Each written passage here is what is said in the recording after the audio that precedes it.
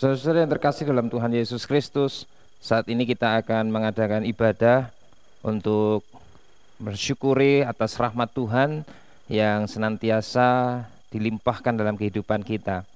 Oleh karena itu, mari kita bersama-sama memulai ibadah pada saat ini. Kita memasuki Minggu Prapaskah yang kelima ini, dan ibadah ini kita khususkan dengan pengakuan bahwa pertolongan kita adalah dalam nama Tuhan yang menciptakan langit dan bumi.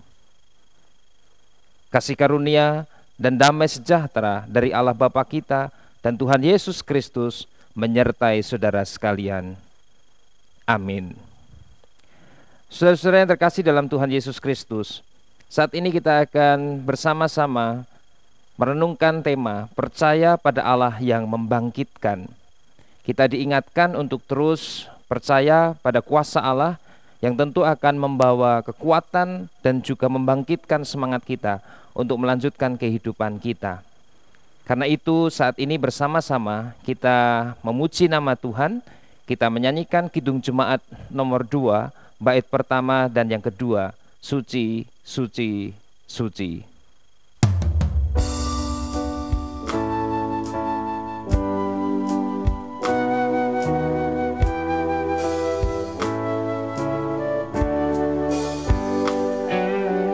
Suci, suci, suci, Tuhan Maha Kuasa, Dikau kami puji di pagi yang teduh.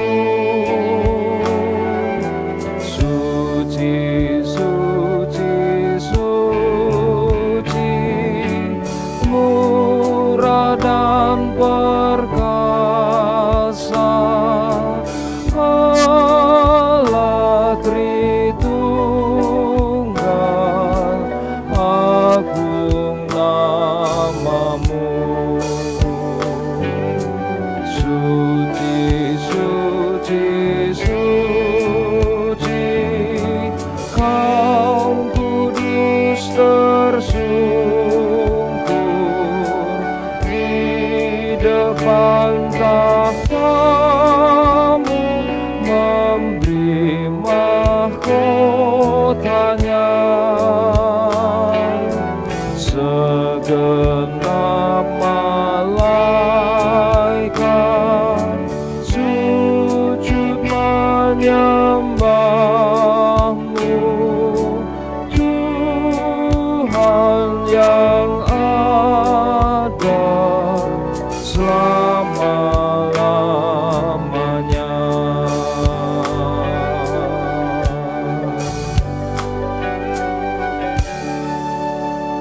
Saudara yang terkasih dalam Tuhan Yesus Kristus, mari kita bersama-sama berdoa.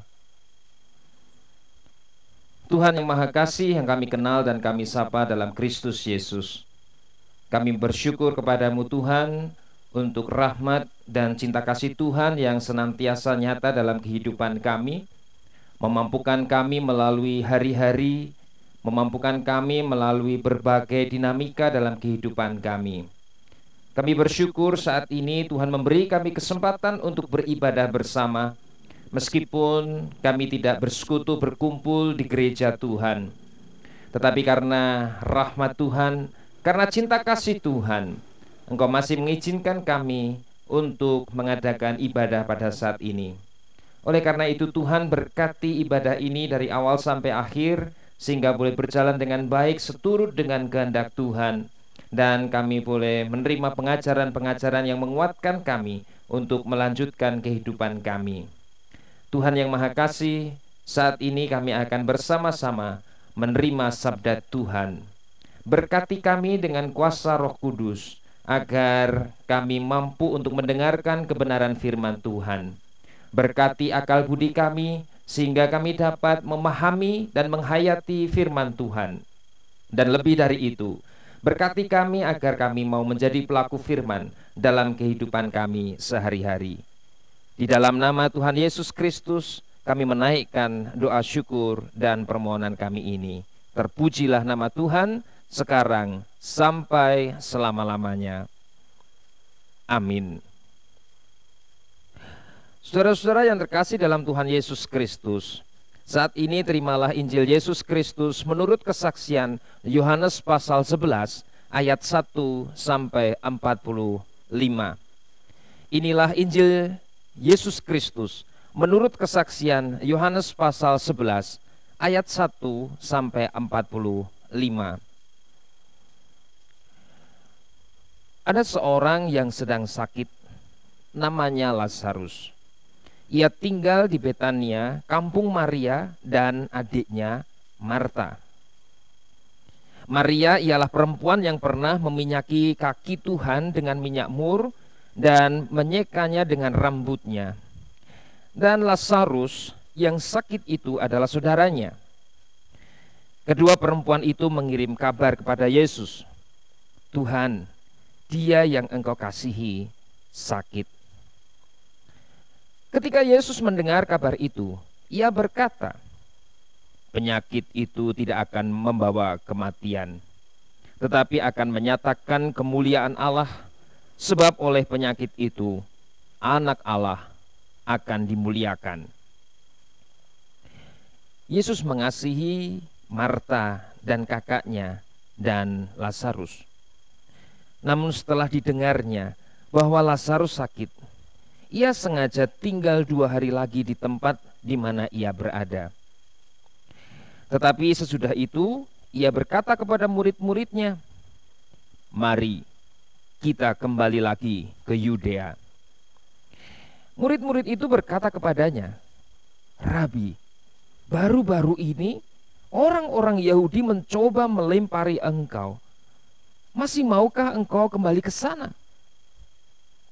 Jawab Yesus, "Bukankah ada 12 jam dalam satu hari? Siapa yang berjalan pada siang hari kakinya tidak terantuk, karena ia melihat terang dunia ini.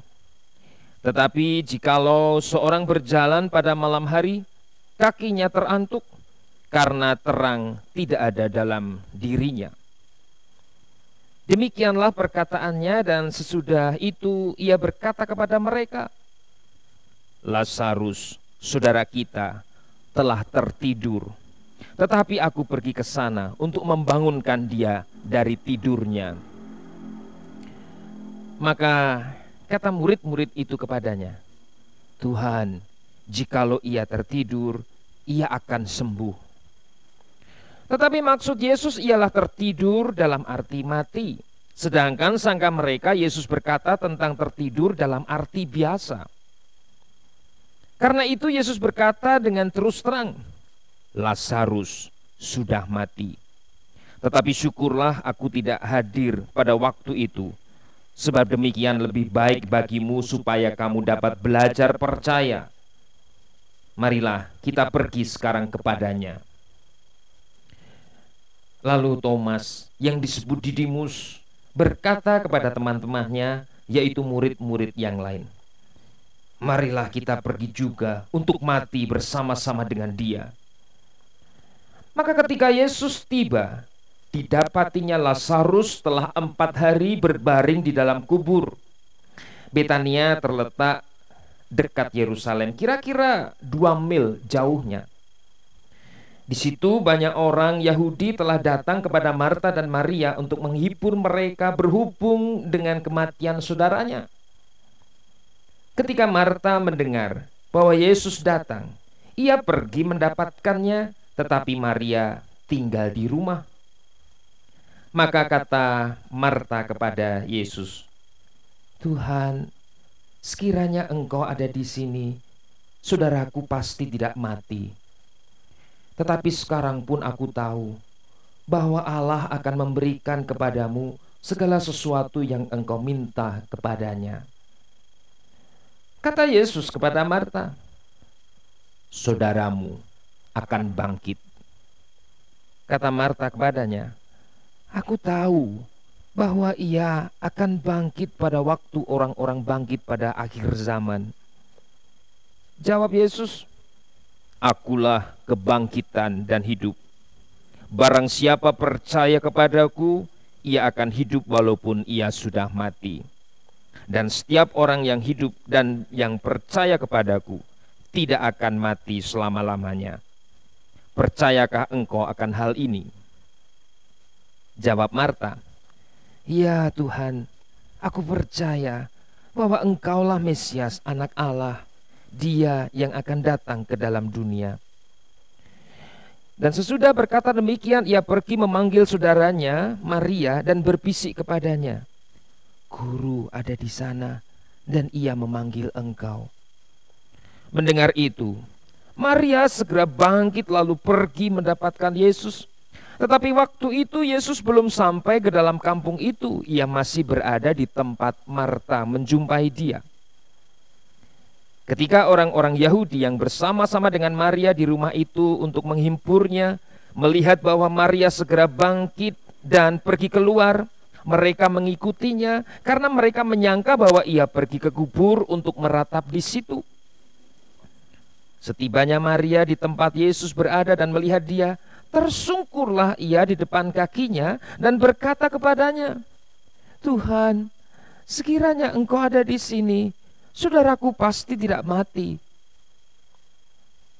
Ketika Yesus melihat Maria menangis dan juga orang-orang Yahudi yang datang bersama-sama dia, maka masyghullah hatinya.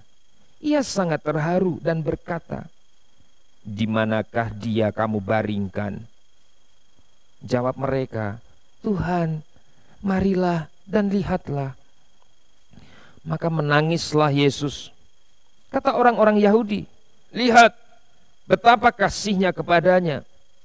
Tetapi beberapa orang diantaranya berkata, "Ia yang memelekkan mata orang buta, tidak sanggupkah ia bertindak sehingga orang ini tidak mati?"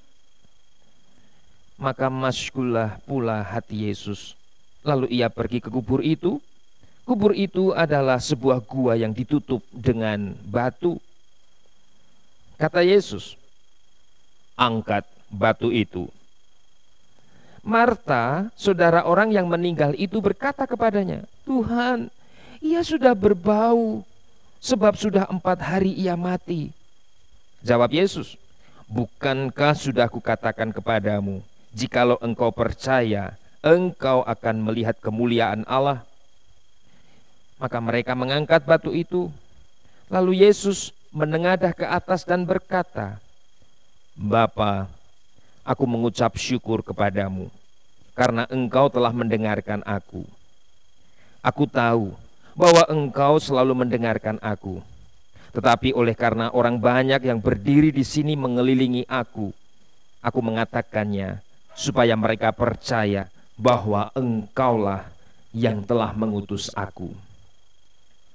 Dan sesudah berkata demikian, berserulah ia dengan suara keras, "Lazarus, marilah keluar." Orang yang telah mati itu datang keluar. Kaki dan tangannya masih terikat dengan kain kapan dan mukanya tertutup dengan kain peluh.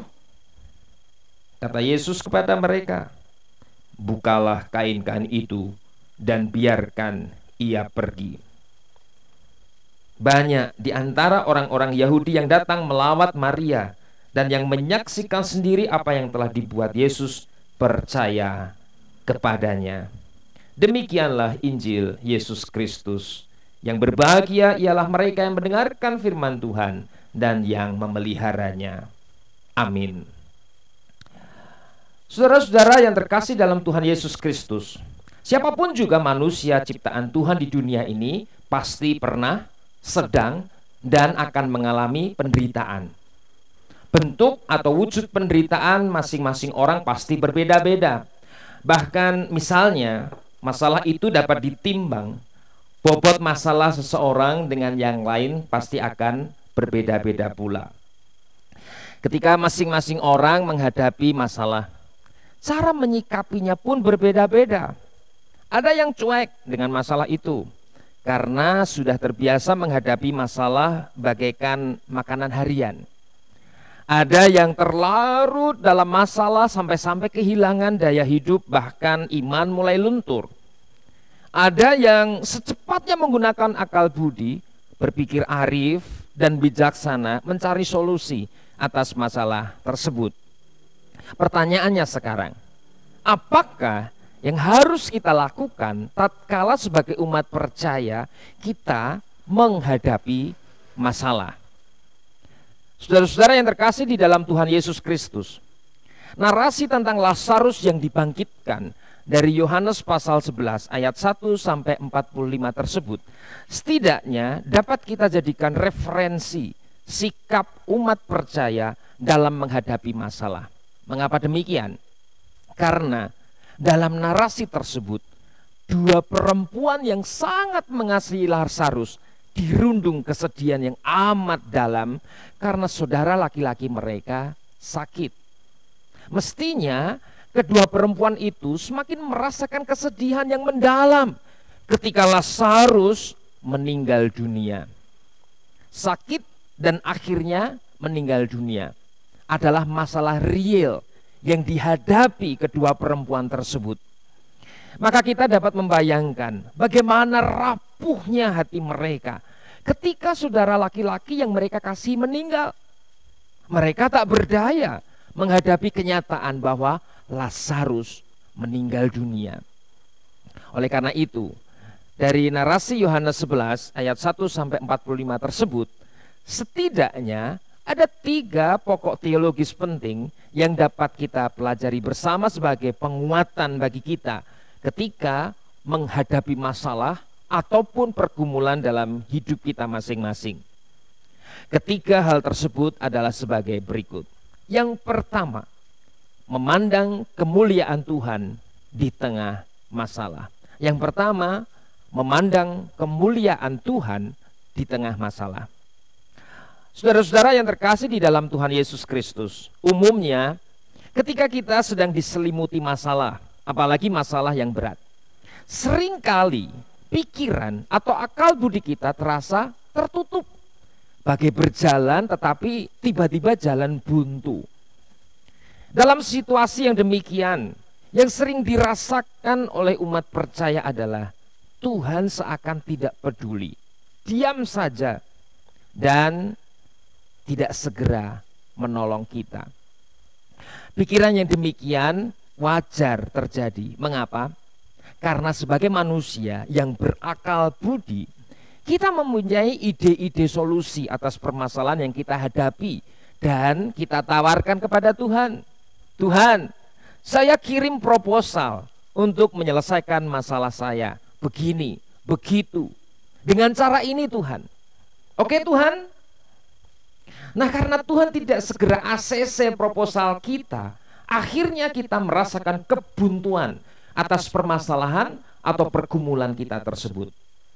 Itu sebabnya jika kita perhatikan kesaksian Yohanes 11 ayat yang keempat, Yohanes 11 ayat yang keempat, di sana dikatakan, ketika Yesus mendengar kabar itu, ia berkata, penyakit itu tidak akan membawa kematian, tetapi akan menyatakan kemuliaan Allah, sebab oleh penyakit itu anak Allah akan dimuliakan. Apa maksudnya? Yesus Sang Guru berkata, sebab oleh penyakit itu anak Allah akan dimuliakan.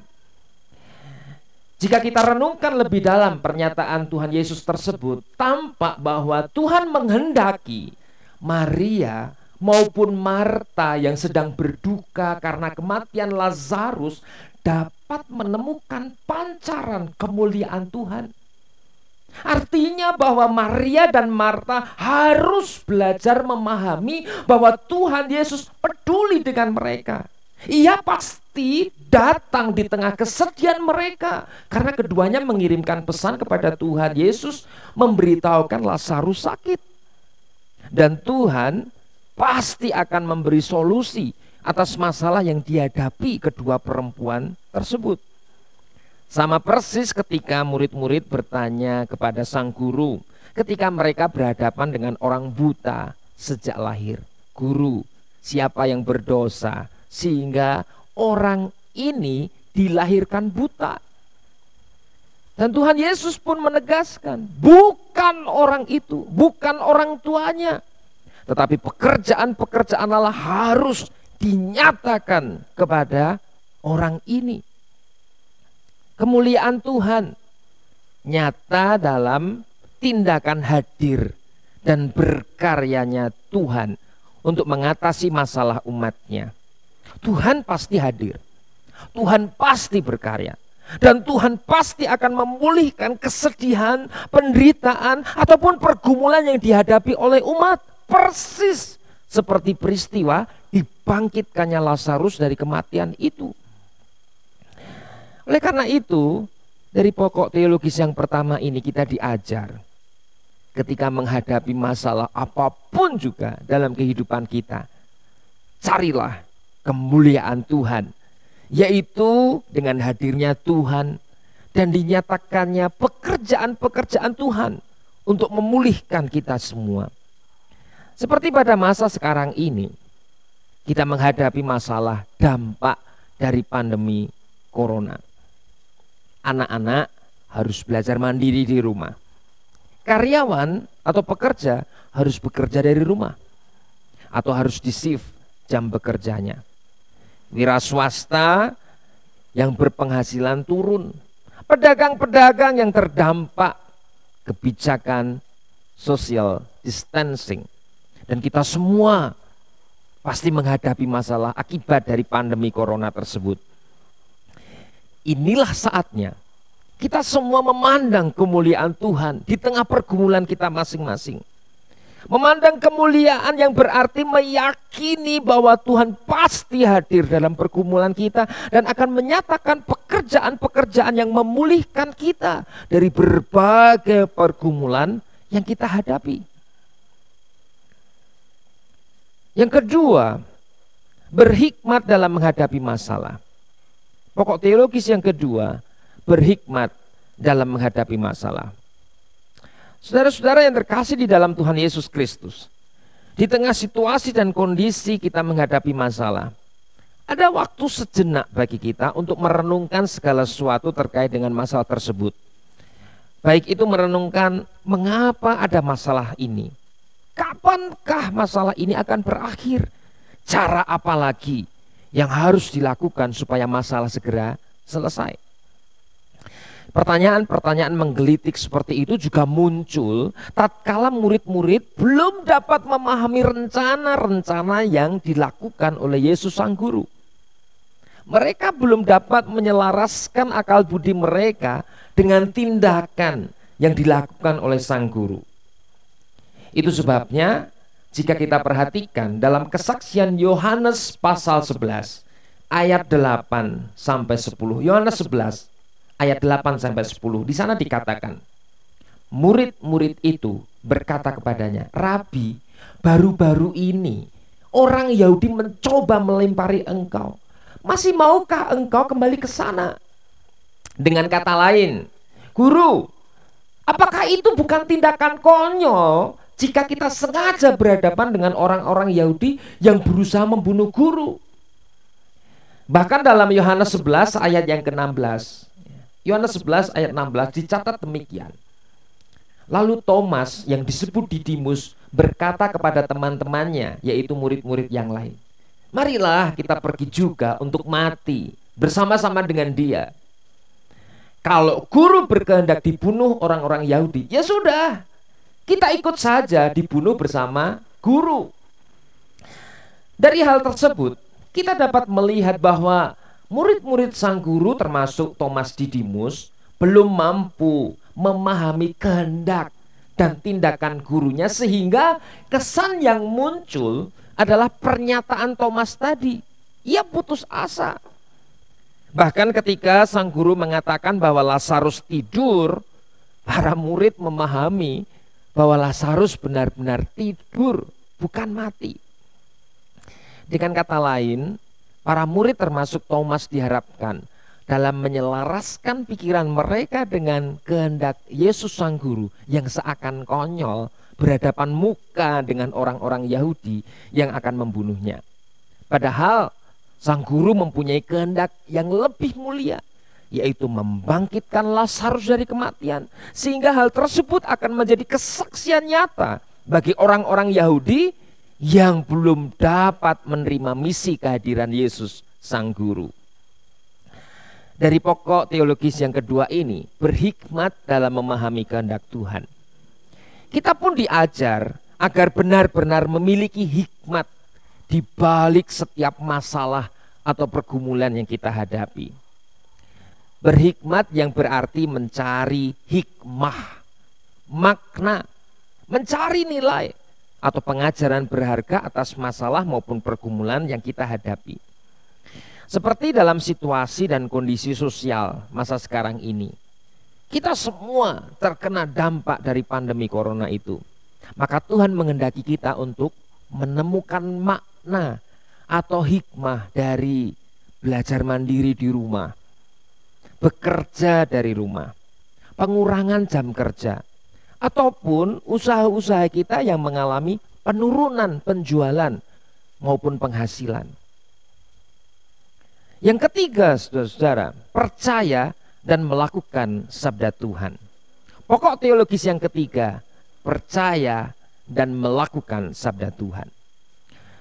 Saudara-saudara yang terkasih di dalam Tuhan Yesus Kristus, setiap masalah pasti ada solusinya. Tinggal kita mau atau tidak untuk melangkah menyelesaikannya. Jika kita memiliki niat atau tekad untuk menyelesaikan, niscaya masalah apapun dalam kehidupan kita akan terselesaikan dengan baik.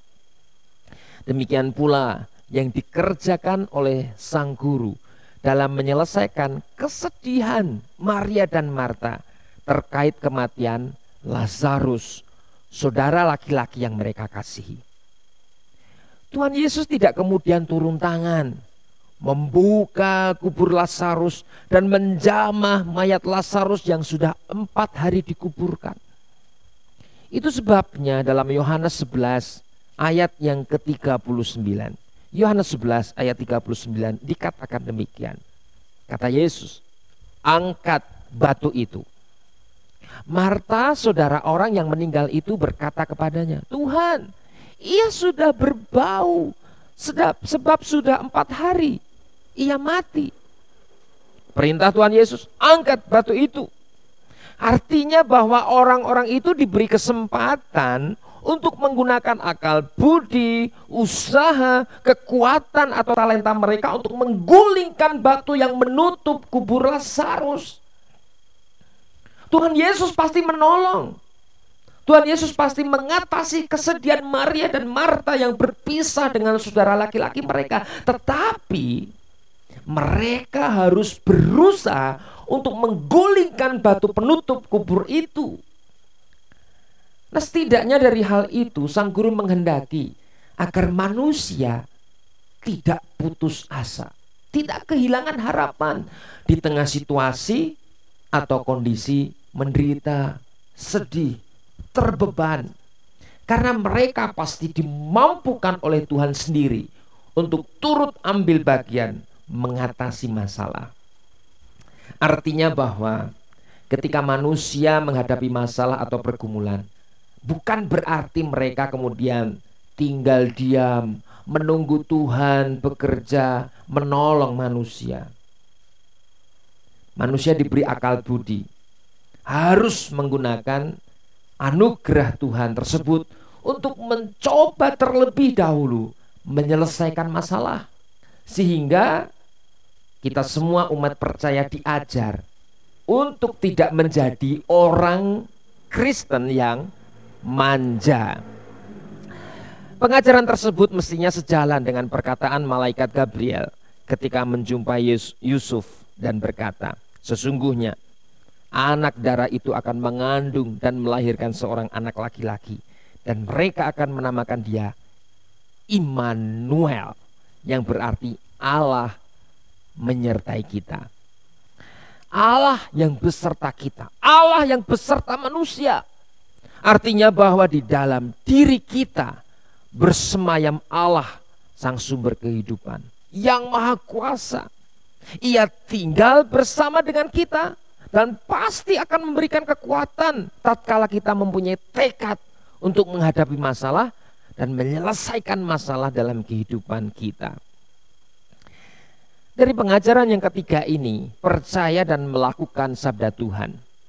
Di tengah situasi kondisi sosial, kita diajar untuk mempercayai setiap janji Tuhan. Janji Tuhan untuk menyertai umatnya, janji Tuhan yang akan menolong umatnya, dan janji Tuhan yang akan memulihkan umatnya. Selain itu, kita diajar juga untuk mau melakukan sabda Tuhan, seperti jangan takut, jangan engkau khawatir akan hidupmu. Bukankah hidupmu lebih berharga daripada burung-burung di udara?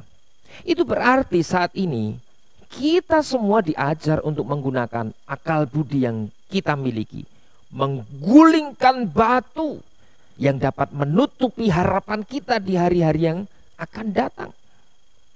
Kita dituntut kreatif menggunakan akal budi kita dalam mengatasi kejenuhan belajar mandiri di rumah, mengatasi kejenuhan bekerja yang dibatasi waktunya, ataupun mengatasi kejenuhan keterbatasan bekerja di rumah. Upaya untuk mengatasi usaha agar tetap berjalan demi kebutuhan hidup sehari-hari, ataupun mengatasi turunnya jumlah penghasilan atau omset atas usaha kita. Semua orang di Jawa ataupun di sebagian besar di Indonesia ataupun di belahan bumi yang lain sedang menghadapi masalah yang sama dengan kita.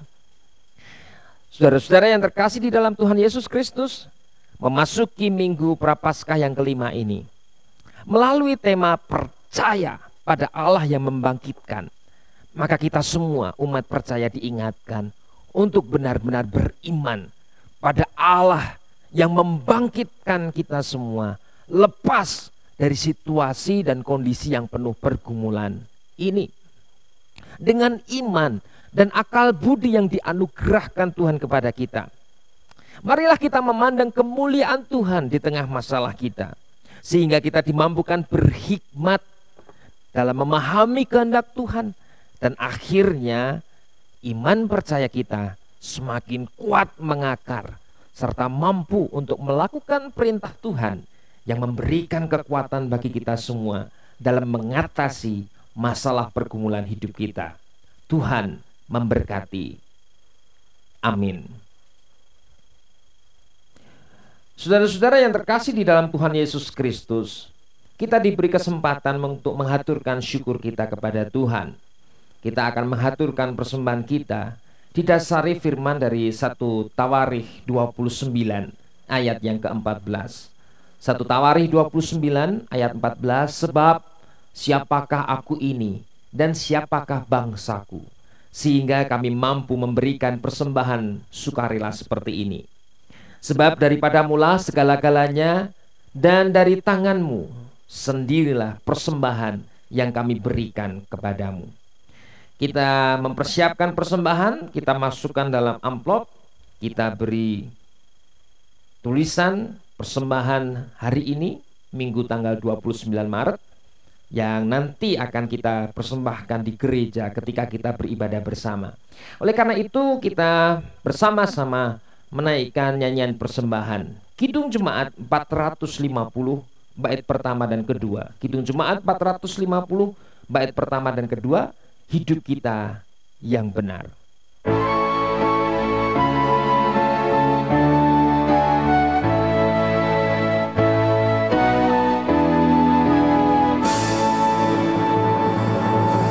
Hidup kita yang benar haruslah mengucap syukur, dalam Kristus bergemar, janganlah terkebun.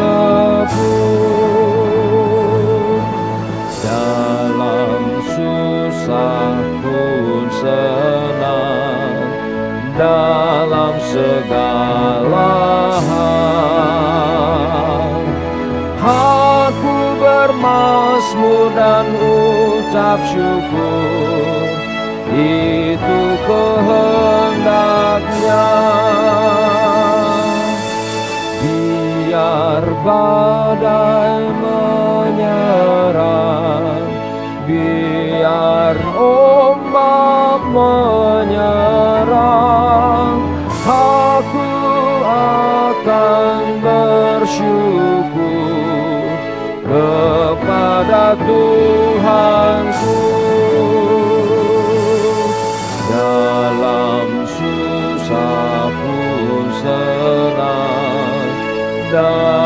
segala hal.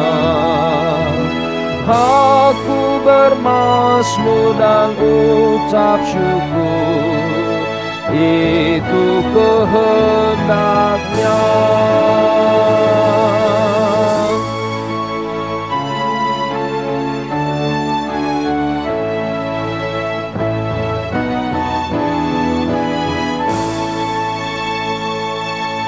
Saudara-saudara yang terkasih dalam Tuhan, mari kita bersama-sama menaikkan doa. Tuhan yang Maha Kasih, terima kasih atas rahmat dan anugerah Tuhan, sehingga Engkau boleh mengizinkan kami untuk mengadakan ibadah pada saat ini. Terima kasih Tuhan atas firman yang Kau berikan kepada kami, agar kami senantiasa percaya kepada Engkau yang membangkitkan kami dan memulihkan kami. Beri kami hikmat Tuhan, agar kami dapat melihat kemuliaan Tuhan di tengah pergumulan hidup kami masing-masing, sehingga kami percaya akan janji Tuhan, dan dengan demikian kami mampu untuk melakukan setiap perintah Tuhan dalam kehidupan kami. Bapa dalam surga, kami juga menghaturkan syukur kepadamu. Terimalah persembahan kami Tuhan. Engkau berkenan menyucikan persembahan kami, dan biarlah Engkau pakai persembahan kami sebagai alat pekerjaan-pekerjaan Tuhan dinyatakan melalui pelayanan gereja.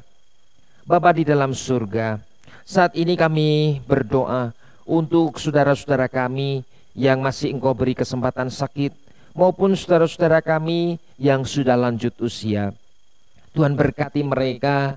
Tuhan pasti menolong mereka dalam kehidupan sehari-hari. Tuhan pasti mendengar seru doa mereka untuk kesembuhan maupun untuk kekuatan iman bagi saudara-saudara kami yang sakit maupun yang sudah lanjut usia. Karena itu Tuhan, sebagai bagian dari gereja Tuhan, tolong kami Tuhan, agar kami juga mau peduli dengan sesama kami, khususnya yang sakit maupun yang sudah lanjut usia, sehingga dengan syafaat kami, dengan pelawatan maupun dengan wujud nyata kasih yang lain, biarlah itu menjadi pembelajaran bagi kami untuk melakukan firman Tuhan, melakukan hukum kasih, mengasihi sesama seperti kami mengasihi diri sendiri, khususnya yang sakit maupun sesama kami yang sudah lanjut usia. Bapa dalam surga, saat ini kami juga berdoa untuk gereja-gereja Tuhan.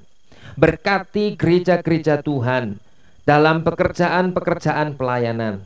Meskipun kami sementara waktu harus mengubah cara beribadah kami, tetapi biarlah Roh Kudus senantiasa bekerja dalam kehidupan kami masing-masing, dalam ibadah-ibadah keluarga yang kami lakukan, sehingga kami boleh mendukung program pemerintah untuk pemberantasan dan pencegahan COVID-19 sehingga tidak menyebar luas, dan berkati untuk setiap karya pelayanan gereja.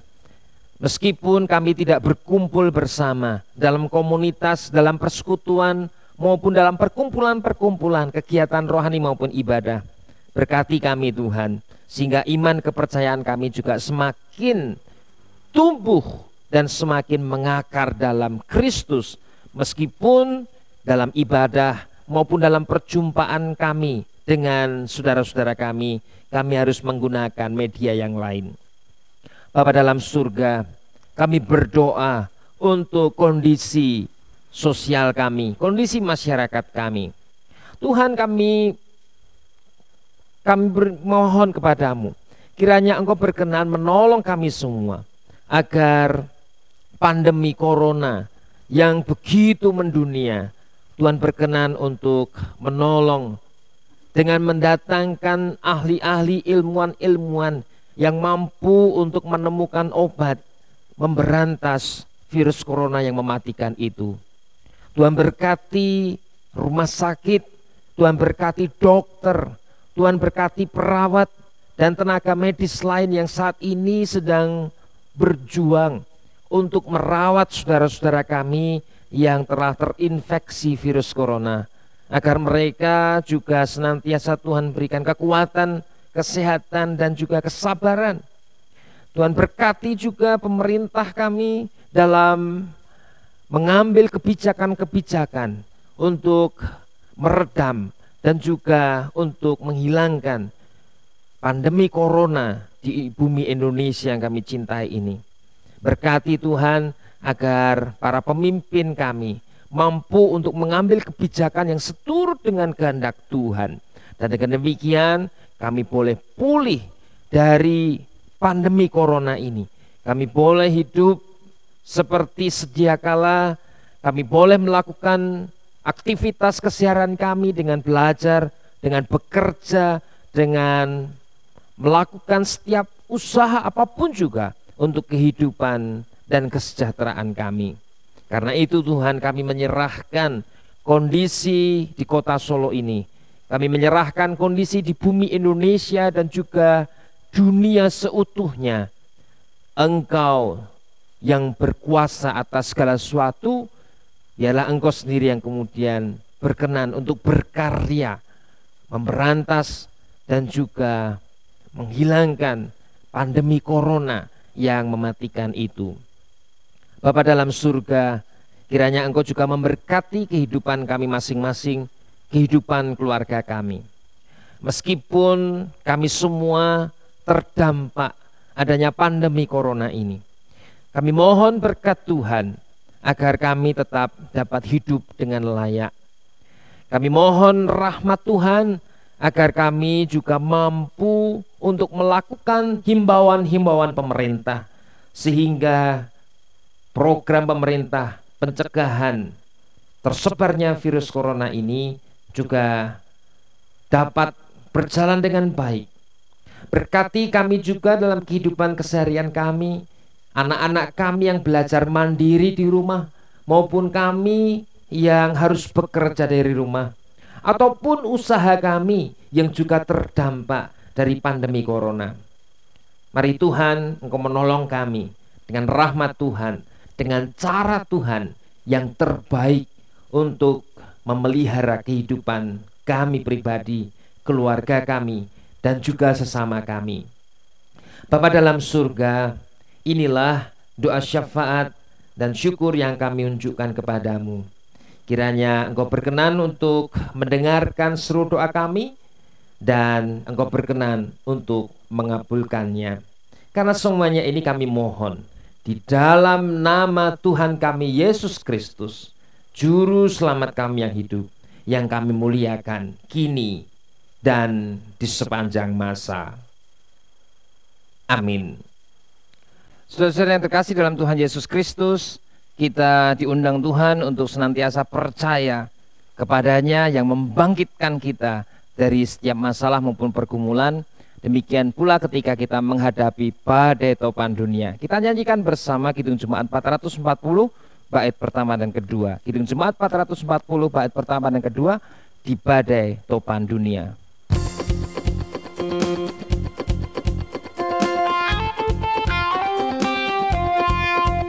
Di badai topan dunia, Tuhanlah perlindunganmu. Kendati goncang semesta, Tuhanlah perlindunganmu. Ya Yesus gunung batu di dunia, di dunia, di dunia. Ya Yesus gunung batu di dunia, tempat berlindung yang teguh. Baik siang maupun malam gelap, Tuhanlah perlindunganmu. Niscaya takutmu lenyap, Tuhanlah perlindunganmu.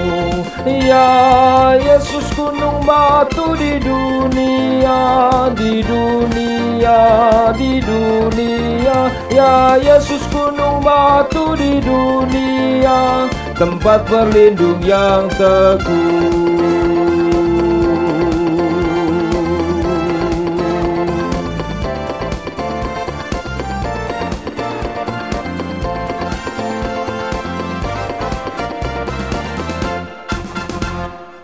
Saudara yang terkasih dalam Tuhan Yesus Kristus, bersama dengan gereja Tuhan di sepanjang abad dan segala tempat, mari kita ikrarkan bersama pengakuan iman rasuli.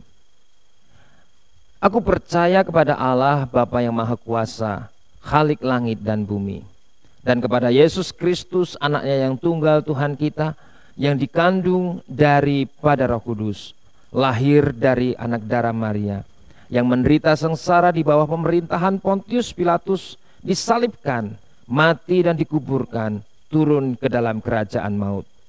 Pada hari yang ketiga bangkit pula dari antara orang mati, naik ke sorga, duduk di sebelah kanan Allah Bapa yang Maha Kuasa, dan akan datang dari sana untuk menghakimi orang yang hidup dan yang mati. Aku percaya kepada Roh Kudus, gereja yang kudus dan am, persekutuan orang kudus, pengampunan dosa, kebangkitan daging, dan hidup yang kekal. Amin. Saudara-saudara yang terkasih di dalam Tuhan Yesus Kristus, ibadah telah berakhir. Namun panggilan untuk percaya pada Allah yang membangkitkan terus kita gelorakan sebagai penyemangat kita dalam menghadapi situasi kondisi kehidupan kita masing-masing. Oleh karena itu, untuk memperlengkapi saudara semuanya, terimalah berkat Tuhan. Allah sang sumber damai sejahtera menguduskan saudara seluruhnya. Roh, jiwa, dan tubuh saudara terpelihara sempurna dengan tak bercacat pada kedatangan Yesus Kristus Tuhan kita, oleh karena penyertaan Roh Kudus sekarang sampai selamanya. Amin.